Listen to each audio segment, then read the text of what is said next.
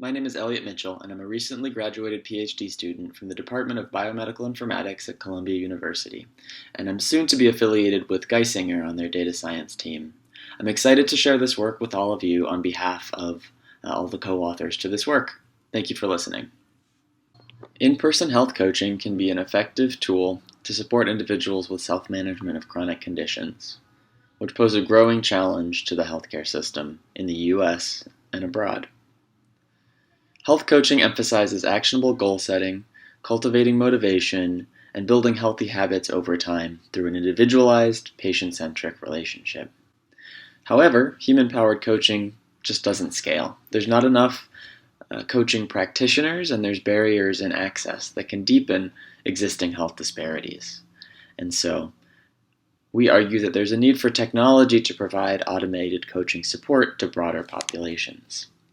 One particularly promising approach for automated health coaching includes chatbots or conversational agents. Chatbots lend themselves to health coaching because of the back and forth nature of coaching conversations. In addition, the ubiquity of SMS text messaging means that more individuals can be reached at a larger scale. In addition, some have argued that conversational agents are better able to follow clinical communication best practices than their human counterparts. However, some have argued that health coaching is an essentially human practice because of the human skills at the heart of effective coaching, like nuanced communication, contextually adaptive support, and expressions of empathy. This begs the question, to what extent can a chatbot really serve the role of a health coach? In particular, we had the following research questions. Can a simple, scripted chatbot create a positive coaching experience? What aspects of health coaching, if any, are uniquely human? And conversely, what aspects of coaching might be well suited for automated systems like chatbots? To address these questions, we designed a simple scripted chatbot for SMS text messaging called T2 Coach. T2 Coach was based on a structured protocol called Brief Action Planning and included weekly dialogues for goal setting, as well as daily check-in conversations, one of which is shown over the right.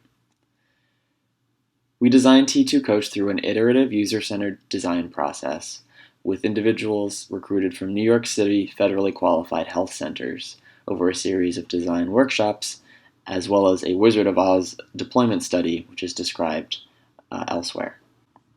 The study had two groups. In the chatbot group, participants interacted with the T2 Coach chatbot I just mentioned. In the second group, the human coaching group, participants interacted with an actual human health coach.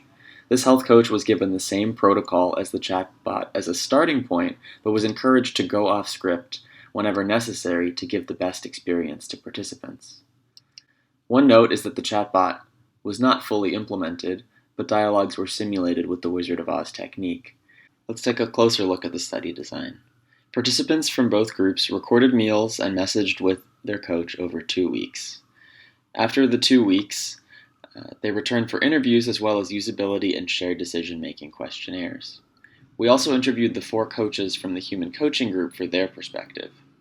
And now, onto the results. We found a positive coaching experience in both groups. This was expected in the human coaching group, but we were surprised to see similar positive coaching themes emerge in the chatbot group as well. Participants described successfully following their chosen goals, as well as described their increased motivation and a sense of accountability from working with the coach. We saw no differences in post measures for usability or shared decision-making and goal setting between the two groups. Second, we found that human coaching had certain advantages, but also that human coaches encountered many barriers with text messaging. Coaches were able to express empathy, and sometimes were able to engage in longer, more in-depth conversations to tailor their support. However, these conversations were few and far between. Coaches found it hard to gauge participant engagement or tone from text message. As one coach said, when people give one-word answers over text, you immediately would assume that they're sort of disinterested or busy or not really paying attention. Third, we found some definite advantages for the chatbot group as well. Participants appreciated the choice and autonomy of always having a menu of options to choose from. They also valued the consistency and patience of the chatbot. One said, "It always gave me an answer. It never cut me off." Although some participants found the repetitive and frequent check-ins to be annoying, they acknowledged that it also helped promote mindfulness of their goals. Fourth, participants from both groups had a similar wish list for how their experience could be improved. They wanted more feedback on whether they were achieving their goals, as well as suggestions and advice that were tied to the particular meals they were eating and describing to the coach. As one participant in the human coaching group said, "Was it okay or was it not okay? What should I put in my salad?" So, to discuss the implications of these findings, we found elements of a positive coaching experience, even with the simple scripted chatbot. This suggests that there's potential to automated coaching interventions like chatbots.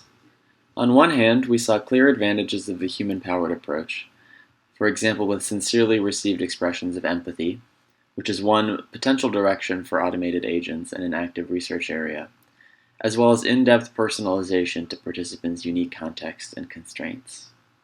However, human coaches also had a lot of trouble establishing common ground with participants over text message, and many described that messages from the coach or suggestions they received missed the mark in some way. We discussed these findings and the implications for technology-mediated coaching between human coaches and their clients more in the paper. In the chatbot group, on the other hand, there was value in persistence, regularity, and patience of the chatbot. In particular, participants valued the regular, brief exchanges. And it's notable that these are the type of interactions that the coaches themselves found most frustrating and didn't enjoy facilitating. This points to potential for symbiotic relationships between the strengths of human-powered and automated approaches in coaching. There are many proposed approaches to these sort of human-agent hybrid systems, including chatbots that facilitate falling back to a human operator when they're unable to fulfill requests, sometimes called humbots, or proposals for multi-agent dialogues where different agents are there in the thread and chime in different situations. Considering the traditional model for health coaching, the coach and client have a session where they discuss goal setting, and then weeks or months go by, and perhaps there's another follow-up session. But in the interim, the client may have many questions about sort of how to achieve their goal in a given situation. Based on the results of this study, these brief, in-the-moment situations may be a prime target for automated coaching dialogues, which I refer to as micro-coaching, and is another implication from the results of this work. Thank you so much for listening and for putting up with the sound of ambulances in the New York City streets. Thank you to the co-authors who provided valuable input to this work, as well as support for participant recruitment, funding sources including the NIDDK and the National Library of Medicine, all of the study participants and coaches who were involved in this, and all of you for listening. Please reach out to my contact information if you have any further questions. Thank you.